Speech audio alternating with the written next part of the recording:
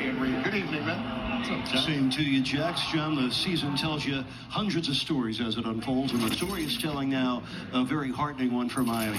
5 wins over the last 7 games without Jimmy, Bam, and a whole bunch of other key players. Yet the Heat are playing very well in those last 5 victories, averaging 114 points a game, making 23s a game, and playing very, very well. I call them organizational wins for Miami because it's put a spotlight on the Heat's ability to both discover and then develop young players in the real winners. And, John, one of those guys was Max Strus, who made his first career NBA start a couple of nights ago. Well, it looked like he belonged, too. Really played confident.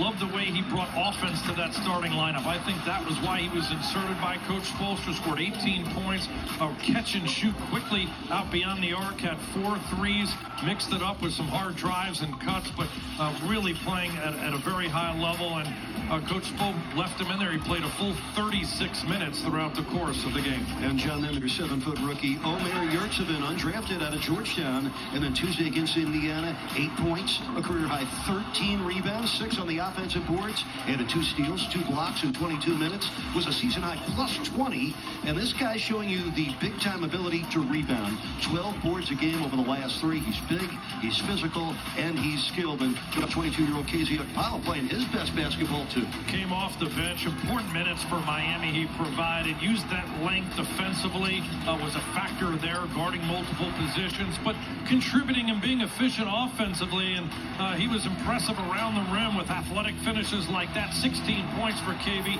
7 of 9 shooting overall, and was able to stretch the defense with that 2 for 3 beyond the arc shooting. KZ's played in 10 of the last 11 games. He's been plus 20 in 2 games in this stretch against Milwaukee and against Indiana. And with more on Okpala, you get a little bit of us now, a lot more of us and the game later, but more on KZ Okpala right now as we check in with Will Manson. Eric, John, great to talk to you, and it's great to talk about KZ Okpala. Here's a young man who's worked so hard behind the scenes to get his chances, as Eric and John just pointed out. He's making the most of them of late. We'll get to the basketball portion of what he's done in just a moment, but let's take a full timeout now with KZ and Kristen Hewitt.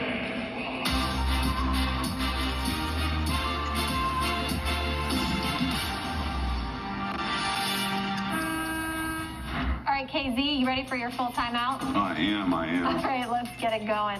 What was the first jersey you ever wanted as a kid? I'll say Allen Iverson.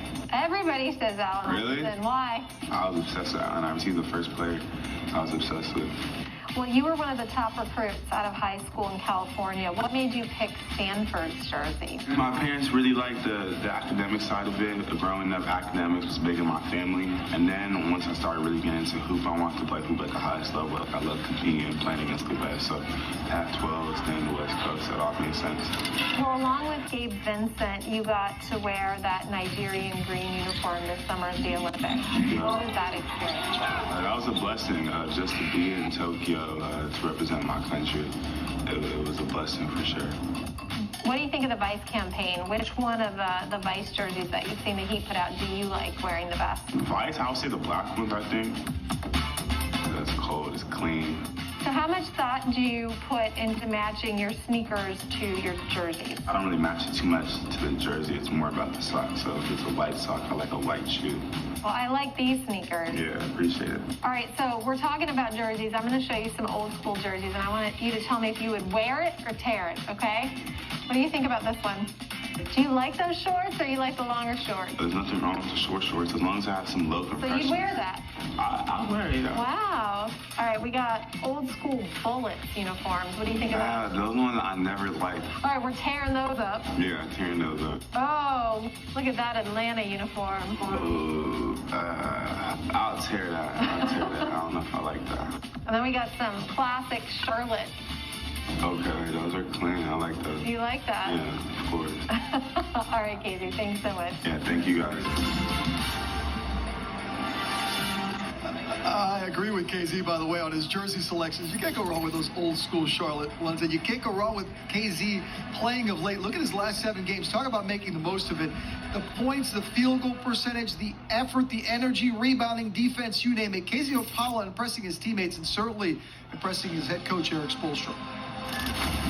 KZ grinded. He really put in some time all summer long, but then he's been fully immersed in the Miami Heat player development program, and he stayed patient. He's been infused, with a lot of confidence and life from the coaching staff, in particular Karan and Malik and AC. They've really been working with him, but really Karan has been a great mentor to him. And then, he's been ready. When his number was finally called, he's been able to produce, and it happened earlier for him on the defensive end, but now he's finding, some comfort zones offensively, which will really be helpful. What I love about hearing Coach Spoelstra talk about KZ is we see the hard work he puts behind the scenes, the patience he's had to now get this opportunity. But Jax, that story sounds so familiar to other stories when it comes to Gabe and Max. It's that Heat development system that if you work hard and you're patient, it can pay off, and we're starting to see it pay off right now for KC. We know exactly why Caleb came here, was for that very dynamic. Thank you so much. We appreciate it and love what KZ's up to, and he'll be a part of a defensive reckoning, if you will. You noticed something against the Pistons the other day. What needs to get fixed? Miami got outscored by 20 in the paint. And look, this is an area where Miami dominates. They're elite interior defense, lead the league in defending that real estate around the basket. Well, that got tested by the Pistons, and a lot of actions to get down to the middle of the lane. This one is a pick and roll. Because they don't communicate between, Kyle doesn't know to change his stance or his feet. That gives up that wide open lane to the middle of the floor. You've got to communicate early on those pick and roll coverages. This shows you how many times they tried to drive and attack the basket. This is the first one. Good help side by Omer, but you can't rest there because it's a lot of quick catch and goes. They lead the league in what we call catch and goes, which is a catch on the perimeter, put the ball on the deck, and heading downhill. Sadiq Bey doing a great job of getting an and one on that possession.